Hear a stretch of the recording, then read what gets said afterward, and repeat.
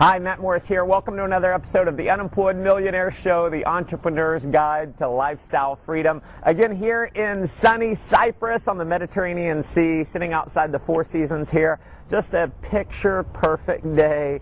And wanted to talk about a subject that I really hold dear, and it's one of the things that I think is just absolutely mandatory if you really want to achieve massive success in your life. And here's the deal. By yourself, you can get a certain amount of things done, but there's only so much you can do as one individual. And so what is the number one skill that can take your success and multiply it many times over? And I believe what that characteristic is leadership. And so one of the things that I go into a lot of detail in my book, my favorite chapter in the whole book is chapter 7, where we go into the laws of leadership. And what I'm going to do here is do kind of a several part episode. We'll chunk it up here so it's not too long, but really want to kind of delve into leadership. We haven't really done a whole lot of shows on leadership so far. And so here's one of the number one traits or one of the rules, I guess you would say, of leadership, and that's this, is other people want to follow a leader that they perceive as a higher level of leader than themselves. And it's you got to be careful with the way that I worded that. You got to listen very carefully, because what I said is other people want to follow someone that they perceive as a greater level leader. Now, that word that I said is perceive, perception. So what is leadership? In reality, what leadership is, in many cases, is just a perception.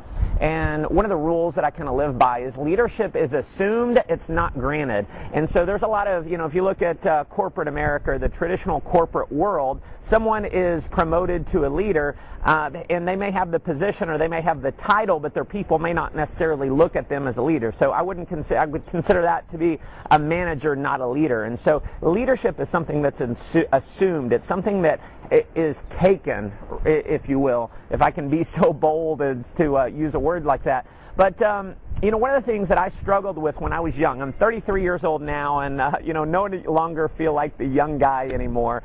And I was about 24 years old, and I was building a sales team and started a company, and just on and on. And I had this recurring thing in my mind that I knew that I needed to be a great leader in order to get what I wanted in life, but I had this conversation running in my mind that I was somehow too young to be a leader. And I had not experienced a ton of success in my life, so I really didn't feel like I could own that for myself. And I had a mentor of mine who I really looked up to, and I was always talking about how much I admired him and asking him questions. And he was one of these guys that could get in front of a room and just awe the crowd. They would hang on every word that he said. It was the best salesperson I'd ever met.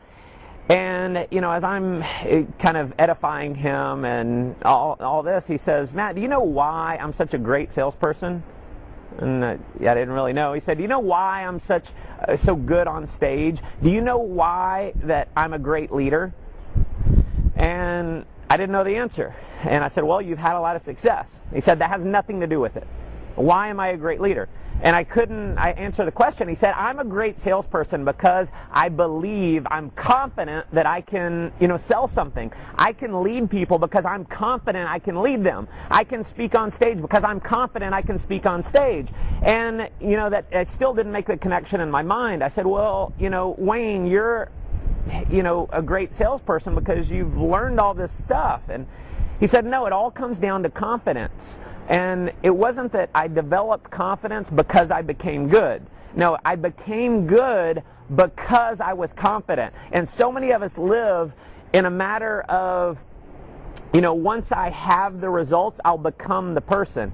And in reality, you're never going to become the person until you're never going to have the results until you become the person. So it's one of those, it's not have and then become, it's you become, and because you become, then you get to have the results. And so I kind of flipped it in my mind, and I said, you know what, I'm going to assume the leadership. I'm going to just project my confidence. I'm going to speak at a faster pace. I'm going to kind of project my voice. I'm going to shake hands with more authority than I have in the past. I'm going to stand taller, and I'm just going to constantly tell myself that I am the leader that every other leader is looking for. And that was my mantra for a long time, and I kind of mentally faked it till I made it.